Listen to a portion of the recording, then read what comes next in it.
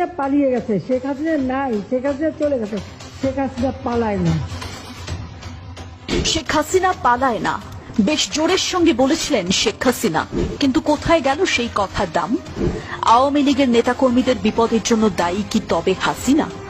প্রবল জনরোষ থেকে বিক্ষোভ, আন্দোলনের মুখে ক্ষমতা হারানো বাংলাদেশে নতুন নয়। জেল খেটেছেন বাংলাদেশের বহু শাসক, কিন্তু দেশ ছেড়েছেন শেখ হাসিনা। তিনি হঠাৎ কেন উল্টো নিয়মে হাঁটলেন? তবে কি নেত্রীর মন নয়, জীবনের মায়াই বড়? বঙ্গবন্ধু কন্যা বলে কথা, তাকে কি এটা আদৌ মানায়? সমালোচক মহলে ঝুড়ি ঝুড়ি প্রশ্ন। দেশ আর ক্ষমতা, তাকে দুটোই ছেড়ে পালাতে হলো। খালেদা জিয়া কিংবা এরশাদ, এনারাও তো রাজনৈতিক ব্যক্তিত্ব। ক্ষমতা হারিয়ে দীর্ঘদিন কাটিয়েছেন জেলের চার দেওয়ালে, কিন্তু পালিয়েছেন কি? তাহলে কি হাসিনা বাস্তবের মুখোমুখি হতে ভয় পেয়েছিলেন? তাকে দেখে কি শিখবে অন্যান্য নেতাকর্মীরা? এক কথায় বিপর্যস্ত আওয়ামী লীগ, তাদের মন ভেঙে চুরমার। শীর্ষ নেত্রী যখন পালান, তখন সেই দলের আর কি বা অবশিষ্ট থাকে? আগামীতে বাংলাদেশের রাজনীতিতে আওয়ামী লীগের ফিরে আসার চান্স কতটা?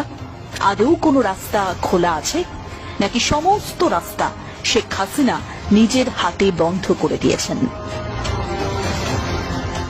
বিগত 15 বছর ধরে একটা দেশে যে রাজনৈতিক দল এতটা সক্রিয় ছিল, সেই রাজনৈতিক দল নিয়ে কিনা এতগুলো প্রশ্ন। ভাবতে পারছেন দায়ী কে? আপনি কাকে দায়ী করবেন? শেখ হাসিনার ভুল স্ট্র্যাটেজি, নাকি দেশ ছেড়ে চলে যাওয়াটাই অন্যতম কারণ?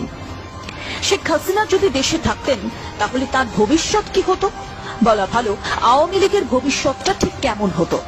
এখন এই রাজনৈতিক দলের নেতাকর্মীরা পালিয়ে পালিয়ে বেড়াচ্ছেন। তারা কি ভেবেছিলেন তাদের সঙ্গে এমনটা হবে? তাদের বিশ্বাস ভঙ্গ বলুন আর আশা ভঙ্গ, অবশ্যই সমালোচনার জায়গা রয়েছে। কিন্তু নতুন করে আবার কি বাংলাদেশের মানুষের মন জয় করা যেত না? নাকি সেই চেষ্টাই করেননি শেখ হাসিনা? পালিয়ে তিনি কি প্রমাণ করতে চাইলেন? এমনটা তো নাও করতে পারতেন। অন্তত পক্ষে আওয়ামী লীগের কর্মীরা মনের জোর পেত। এখন তারা কোন জোরে নতুন ভাবে পুনর্গঠিত হবে? সামনে কি আদৌ কোনো অপশন আছে? জনতার আন্দোলনের মুখে দেশ আর ক্ষমতা দুটোই ছাড়তে হয়েছে শেখ হাসিনাকে। গত 15 বছর ধরে যে আওয়ামী লীগ সরকার বাংলাদেশে শাসন করেছিল, সেই সময় হওয়া সমস্ত অন্যায়ের এখন বিচার চাইছে বাংলাদেশের মানুষ। আর ওদিকে পালিয়ে বেড়াচ্ছে আওয়ামী লীগ কর্মীরা। অনেকেই গ্রেফতার হয়েছেন, অনেকেই নানা নির্যাতনের শিকার হয়েছেন। অনেকেই এটা ভেবে পাচ্ছেন না, এতদিন যে হাসিনা নিজেকে শক্তিশালী ভাবতেন, তার সাম্রাজ্য হঠাৎ এভাবে ভেঙে পড়ল কেন? রাজনৈতিক ক্ষেত্রে এমন উত্থান পতন চেনা ছবি, কিন্তু সেখান থেকে ফিরে আসার পথ খোলা রাখতে